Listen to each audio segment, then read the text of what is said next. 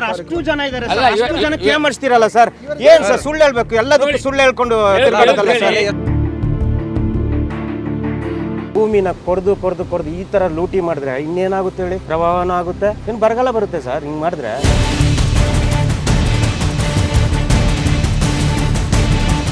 ಯುಟಿಗಾದ್ರೂ ಉತ್ತರ ಕೊಡ್ಬೇಕು, ಉತ್ತರ ಕೊಡ್ಬೇಕು. ಯಾಕಂದ್ರೆ MLA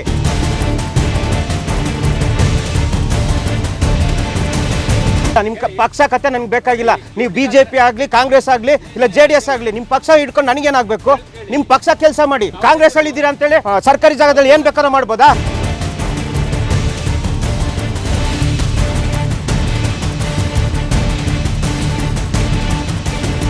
ಅಲ್ಲ, ಎದುರ್ಸಕ್ ನಾವು ಎದುರಲ್ಲ.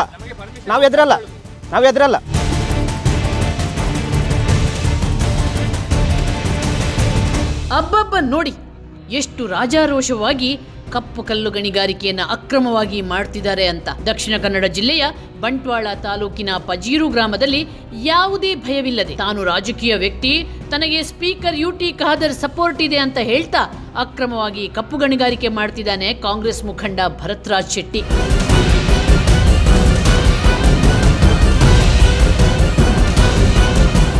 ಹೌದು, ಭರತ್ರಾಜ್ ಶೆಟ್ಟಿಗೆ ಗಣಿ ಇಲಾಖೆ ಸರ್ವೆ ನಂಬರ್ 139/1ರಲ್ಲಿ ಗಣಿಗಾರಿಕೆ ಮಾಡಲು ಅರ್ಧ ಎಕರೆಗೆ ಮಾತ್ರ ಅನುಮತಿ ನೀಡಿತ್ತು.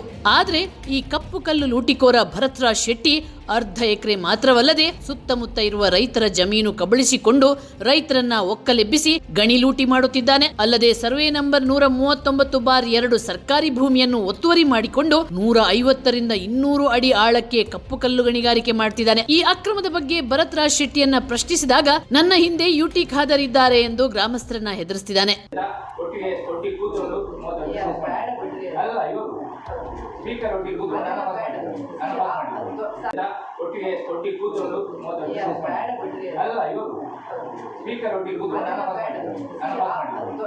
ಬೆಳಿಗ್ಗೆಯಿಂದ ಸಾಯಂಕಾಲವರೆಗೆ ನಮ್ಗೆ ಕಿವಿ ಬಿಡ್ಲಿಕ್ಕೆ ಗೊತ್ತಿಲ್ಲ. ಧೂಳು ಶಬ್ದ ಬೆಳಿಗ್ಗೆ ಸ್ಟಾರ್ಟ್ ಮಾಡ್ತಾರೆ ಸರ್. ಎಕ್ಸವೇಟರ್ ಮತ್ತು ಇದು ಸರ್, ನೀವು ಯಾರಿಗೂ ಕಂಪ್ಲೇಂಟ್ ಕೊಟ್ಟಿಲ್ವಾ? ನಾವು ಎಲ್ಲ ಜನರಿಗೆ ಕಂಪ್ಲೇಂಟ್ ಕೊಟ್ಟಿದ್ದೇವೆ. ಗಣಿಗಾರಿಕೆ 10 ಸಲ ಹೋಗಿದ್ದೇವೆ, DC ಅವರಿಗೆ ಕೊಟ್ಟಿದ್ದೇವೆ, ಕಮಿಷನರ್ ಕೊಟ್ಟಿದ್ದೇವೆ, ನಾವು ಇವರಿಗೆ ನಮ್ಮ ತಹಶೀಲ್ದಾರಿಗೆ ಕೊಟ್ಟಿದ್ದೇವೆ, ಇಲ್ಲಿ PDOಗೆ ಕೊಟ್ಟಿದ್ದೇನೆ. ಒಂದು ಜನ ಕೂಡ ಇಲ್ಲ. 7:30 ರಾತ್ರಿ ತನಕ ಬರ ಬುರು ಅದರ ಶಬ್ದ ಕೇಳುವಾಗ ನಮ್ಮ ಕಿವಿಯಲ್ಲಿ ಹೋಯ್ತಪ್ಪ. ನನ್ನ ಕಣ್ಣು ನೋಡಿ ಧೂಳು ಎಲ್ಲ ತುಂಬಿ, ಆ ಸಣ್ಣ ಧೂಳೆಲ್ಲ ಒಂದು ಬಟ್ಟೆ ಒಗೆದು ಹಾಕಲಿಕ್ಕಿಲ್ಲ ನಮಗೆ. ರಾತ್ರಿ ಮಾತ್ರೆ ತೆಗೆದುಕೊಳ್ಳದೆ ಮಲಗಲಿಕ್ಕೆ ಇಲ್ಲ. ಧೂಳ ಏನು ಎಲರ್ಜಿ ಯಾವುದು ಅಂತ ಯಾವುದೂ ಗೊತ್ತಾಗೋದಿಲ್ಲ. ಇಲ್ಲಿರುವ ಪ್ರತಿ ಮನೆಯವರಿಗೂ ಒಂದೊಂದು ವಿಧದ ರೋಗ, ಹಾರ್ಟ್ ಅದು ಇದು ಎಲ್ಲ ಉಂಟು. ಹೇಳಿದರೆ ಅವರು ಸಾಯುವವರು ಹಾಗೆ ಹೀಗೆ ಅಂತ ಅವರ ಉಡಾಪೆಯ ಮಾತುಗಳು. ಒಮ್ಮೆ ಅಲ್ಲಿ ಹೊಡೆದ್ರೆ ಇಲ್ಲಿ ಮನೆಯೇ ಒಮ್ಮೆ ಎದ್ದು ಕೂತ್ಕೊಳ್ತದೆ, ಗಡ್ಕ್ ಅಂತ ಹೇಳ್ತದೆ. ಮನೆಯ ಒಳಗಿರುವ ಸಾಮಾನೆಲ್ಲ ಚಲ್ಲಾಪಿಲ್ಲಿಯಾಗಿ ಎಲ್ಲ ಆಗ್ತದೆ. ನಮ್ಮ ಕ್ವಶನ್ ಅಷ್ಟೇ, ಸರ್ಕಾರಿ ಜಾಗ ಬಿಟ್ಟಿಗೆ ಬಿದ್ದಿದ್ಯಾ? ಇದೇ ಜಾಗನ ಬಡವರಿಗೆ ಕೊಡಿ, ಮನೆ ಕಟ್ಕೊಳ್ಳಿ. ಒಂದು ಮನೆ ಕಟ್ಟಿದ್ರೆ ಸಾಕು, ಒಂದು 10 ಇಂಚು ಇದು ಮಾಡಿದ್ರೆ ಬರ್ತಾರೆ ಇವರು, ಗಣಿ ಇಲಾಖೆಯವರು ಬರ್ತಾರೆ, DC ಬರ್ತಾನೆ. ದಕ್ಷಿಣ ಕನ್ನಡ ಜಿಲ್ಲೆಯಲ್ಲಿ ಎಲ್ಲೆಲ್ಲಿ ಏನು ಅಕ್ರಮವಾಗಿ ಗಣಿಗಾರಿಕೆ ಮಾಡ್ತಾ ಇದ್ದಾರೆ ಅಂತ DCಗೆ ಚೆನ್ನಾಗಿ ಗೊತ್ತಿದೆ. ಇದೇ ಗ್ರಾಮಸ್ಥರು 4-5 ಸಲ ಜಿಲ್ಲಾಧಿಕಾರಿ ಹತ್ರ ಹೋಗಿದ್ದಾರೆ. ನಾನು ನೋಡ್ತೀನಿ ಅನ್ನೋ ಉತ್ತರ ಅವ್ರು ಕೊಡ್ತಾರೆ. ಎಗ್ಗಿಲ್ಲದೆ ಅಕ್ರಮ ಗಣಿಗಾರಿಕೆ ದಂಡ ಹಾಕಿದ ಗಣಿ ಇಲಾಖೆ.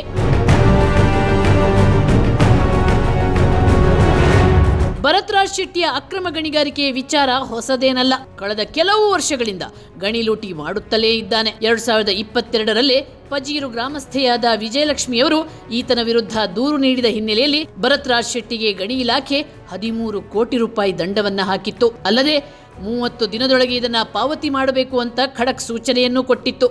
ಆದರೆ ಈತ ರಾಜಕೀಯ ಪ್ರಭಾವ ಬಳಸಿ ಯಾವ ದಂಡವನ್ನೂ ಕಟ್ಟದೆ ತನ್ನ ಅಕ್ರಮವನ್ನ ಮುಂದುವರಿಸುತ್ತಲೇ ಇದ್ದಾನೆ ಅನ್ನೋದು ಗ್ರಾಮಸ್ಥರ ದೂರು. ಇಲ್ಲಿ ಬಂದಿದ್ದ ಹೋರಾಟ ಮಾಡಕ್ ಬಂದಿದ್ದು ಸರ್. ಮನೆ ಅಲ್ಲಿದ್ರೆ ಅವ್ರ ವಾಯ್ಸ್ ರೈಸ್ ಮಾಡಬಾರ್ದಾ? ವಾಯ್ಸ್ ರೈಸ್ ಮಾಡಿದ್ರೆ ನಿಮ್ಗೆ ಅವ್ರಿಗೆ ಧಮಕಿ ಹಾಕೋದು, ಬೆದರಿಕೆ ಹಾಕೋದು, ಇದೇ ಆಗೋಯ್ತಾ ನಿಮ್ ಜೀವನ? ಸರ್ಕಾರಿ ಜಾಗದಲ್ಲಿ ಏನ್ ಬೇಕಾದ್ರೂ ಮಾಡ್ಕೋಬಹುದು, ಏನ್ ಬೇಕಾದ್ರೂ ಮಾಡಿ. ನೀವು ಸರ್ಕಾರಿ ಜಾಗ ಬಿಟ್ಟಿಗೆ ಸಿಗುತ್ತಲ್ಲ, ಒಂದು 10 ಸೆಂಟಲ್ಲಿ ಮನೆ ಕಟ್ಟಿದ್ರೆ FIR ಮಾಡ್ತಾರೆ. ಇವ್ರ ಮೇಲೆ FIR ಮಾಡ್ತಾರೆ. ಇವ್ರಿಗೆ ಆ ಯೋಗ್ಯತೆ ಇದೆಯಾ? ಅವ್ರಿಗೆ ಲಂಚ ತಗೊಂಡಿರ್ತಾರಲ್ಲ, ಹೆಂಗ್ ಮಾಡ್ತಾರೆ? ಕೋರ್ಟಿಗೊಂದು ಮರ್ಯಾದೆ ಇಲ್ವಾ?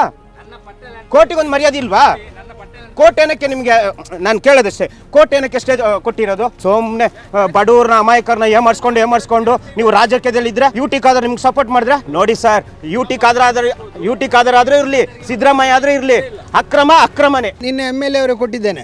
ಅವ್ರು MLA ಅವರೆಲ್ಲ ಜನರ ಎದುರು ಹೇಳಿದ್ದಾರೆ ನಾನು ಸಹಾಯ ಮಾಡಿದ್ದು ಹೌದು ಅಂತ. ಅವ್ರು ಹೇಳ್ತಾರೆ ಎಲ್ಲ ಕೋರ ಇಲ್ಲಿಗಲ್, ಎಲ್ಲವನ್ನು ಬಂದ್ ಮಾಡ್ಬೇಕಂತ ಕೇಳ್ತಾರೆ ನಮ್ಮ ಹತ್ರ MLA ಅವರು.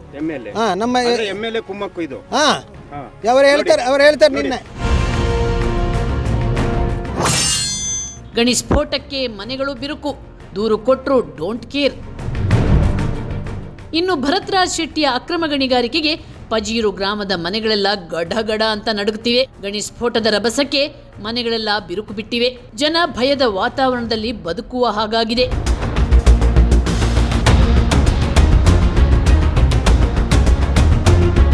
ಈ ಬಗ್ಗೆ ಪಜೀರು ಗ್ರಾಮಸ್ಥರು ತಮ್ಮ ಗ್ರಾಮ ಪಂಚಾಯಿತಿ, ತಹಶೀಲ್ದಾರ್, ಗಣಿ ಮತ್ತು ಭೂವಿಜ್ಞಾನ ಇಲಾಖೆಗೆ ಸಾಕಷ್ಟು ಬಾರಿ ದೂರು ಕೊಟ್ಟಿದ್ದಾರೆ. ಆದ್ರೆ ಅಧಿಕಾರಿಗಳೆಲ್ಲ ಡೋಂಟ್ ಕೇರ್ ಮಾಡ್ತಿದ್ದಾರೆ.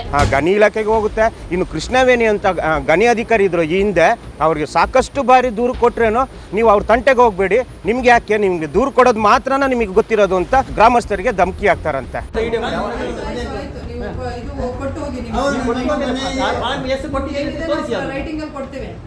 ಕೊಡಿ ನಮಗೆ, ಯಾಕೆ ಕೊಡ್ತೀರಾ?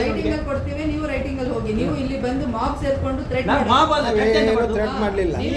ನಾವೇ ನಮ್ಮ ಮನೆ ಇರುವಾಗ ಮನುಷ್ಯರ ಬಗ್ಗೆ ಕರುಣೆ ಇಲ್ಲ, ನೀವು ವ್ಯಾಪಾರ ಮಾಡುವಾಗ ಕರುಣೆ ಉಂಟು ನಿಮಗೆ. ನಾವು ಊರಿನವರು 1,000 ಜನ ಇದ್ದೇವೆ. ಇನ್ಫ್ರಾಸ್ಟ್ರಕ್ಚರ್ ಡೆವಲಪ್ಮೆಂಟ್ ನಮ್ಮ ಇಲ್ಲ 1,000 ಜನರನ್ನು ಕೊಂದು ನೀವು ಇನ್ಫ್ರಾಸ್ಟ್ರಕ್ಚರ್ ಡೆವಲಪ್ ಮಾಡಿ. ಊರಿನವರು 1,000 ಜನ ಇದ್ದೇವೆ ನಾವು. ಅವ ಇರುವುದು ಒಬ್ಬ.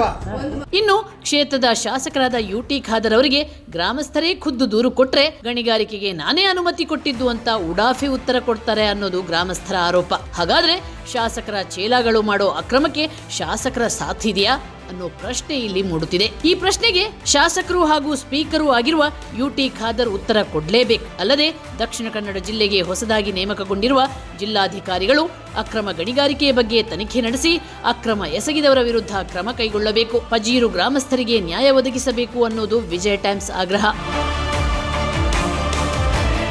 ಕುಮಾರ್, ವಿಜಯ ಟೈಮ್ಸ್, ಮಂಗಳೂರು.